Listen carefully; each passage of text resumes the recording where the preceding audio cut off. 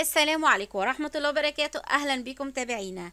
استقبال تاريخي لرغد صدام حسين عند وصولها إلى محافظة أربيل لأول مرة بعد خروجها من العراق، وهي رجعت من أجل استكمال أوراق ومستندات ترشحها لرئاسة مجلس الوزراء القادم.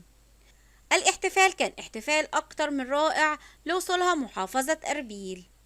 المقطع ده بيدل على عظمة وقوة الشعب العراقي، وهي كانت سعيدة جدا بالاحتفال بها. شاركوني بالتعليقات رأيكم بشخصية رغد، ولو اختلفتوا معها فالاختلاف لا يفسد للود قضية. وفي الأيام القادمة سوف نتابع كل الأحداث وتطورات الترشح للرئاسة، عشان كده ما تنسوش تعملونا لايك للفيديو وتشتركوا في القناة وتفعلوا الجرس عشان توصلكوا كل التطورات وكل الأحداث الجديدة في الموضوع. شكرا لمتابعتكم.